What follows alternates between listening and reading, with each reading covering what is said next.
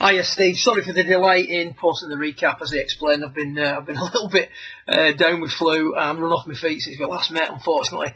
Hopefully I'm not too croaky and this comes across in the right manner. The first thing we touched on during your recap, I mean, a lot of it was visiting old ground, but as we discussed, it was sort of as things are worked on and other things improve, it's almost like you go back to stage one and that initial fault or flaw becomes more of a priority again. So if we take a little look at something we saw you doing, you were putting the sort of left tilt and then the turn in there, so you're trying to get that sequence of moves for that nice sort of extended and stacked centered position at the top of the backswing. And then when it came to the shot, the left shoulder would just sort of level out a little bit, so it would work down and then level, and you'd maintain a little bit of forward bend. There'd be a little bit of movement off the ball, and it was resulting in a few mishits, etc. One of the things we said was that as you do your routine, if we take you back to the middle, you put in the extension in there, then you put in the left tilt in there, and then really that last piece, the emphasis is on that turning left shoulder. And what we want to try and do is discourage that. We want your focus to be a little bit more on that left tilt staying in, because what we see from down the line is that left shoulder not working down for long enough.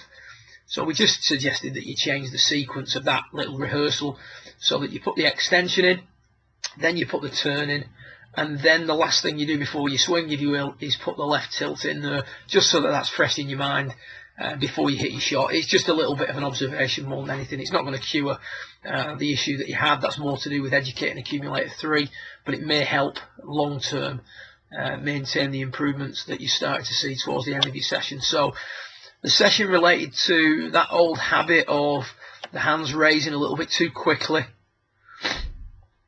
raising above hand plane too soon. Should be staying on hand plane until about P2, maybe just beyond. Left arm disconnecting from the chest just a tad. Left shoulder not working down quite enough, so you can see the pitch of the shoulders isn't really at 90 degrees to your original inclination to the ground. So a little bit too much loading of accumulator 3 too soon, resulting in those other things. Left shoulder now starts to continue to move up and then moves up further as you complete. A little bit too sort of much lifting and turning going on.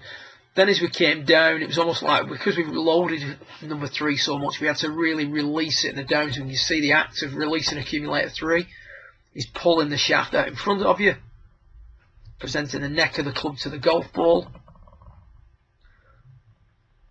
resulting in a swipe across to the left. So there's a few things going on there. Whilst it sounds a little bit horrendous when you go through it like that, there's a lot of good stuff in there. It's just calming accumulator 3 down really, and re-educating that, recalibrating that if you will, so we can produce some more inline golf shots. So like we said, we don't mind the shaft being a little bit out in front of the hands, P6 with a shorter iron, but we certainly don't want it as much out in front of us as we see there. So in regards to accumulator 3, what we want to do is we want to feel like we're going to, this is the process that we said go through.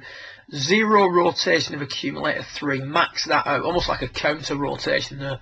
So you're maxing it out,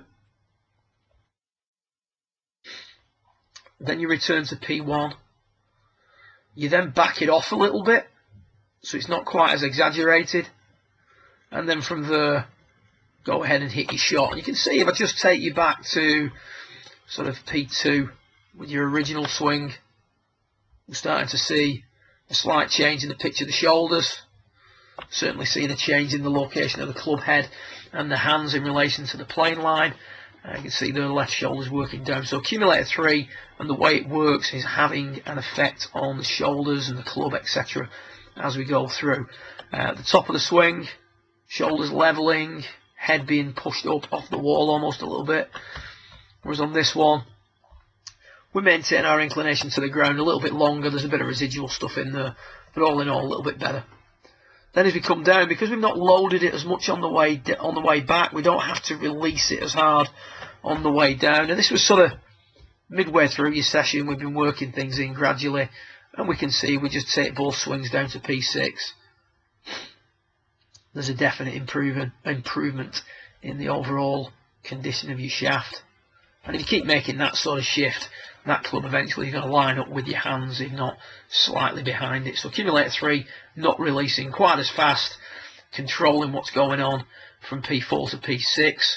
We then discussed trying to do that for longer, and the feel really sometimes of having to square the club up and having to turn the corner because of what accumulator 3's done on the backswing is killing the downswing at times. So one of the things we talked about was just hitting a few pushes in practice.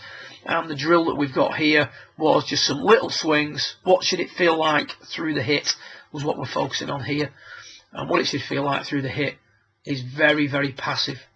So accumulator 3 will rotate, but we shouldn't be consciously rotating it. As you can see, a very quiet move through the ball. Yeah, they're only little swings, and we're trying to hit that little push, or that quite substantial push, should I say, that you can see down there on the mat. Hitting out at it for longer, as opposed to swinging across it much quicker. See how the club disappears behind the body more. And then on this one, sort of somewhere in between the two images left and right of it. So it's just educating accumulator 3, educating it that it doesn't need to load as much and as soon on the way back, and then re-educating it on the way down. If it doesn't load that much on the way back and it doesn't load excessively, it doesn't need to be re-rotated on the way through, as per the practice session that you had in the net the following day. I hope that makes sense. Hope it works well into your game, and I look forward to meeting up with you either on the 25th of March at the Stack Until Morning, or if not appropriate due to work, then I think we're booked in on the 9th of April, there or thereabouts. So I look forward to seeing your progress on either one of those days. Well done.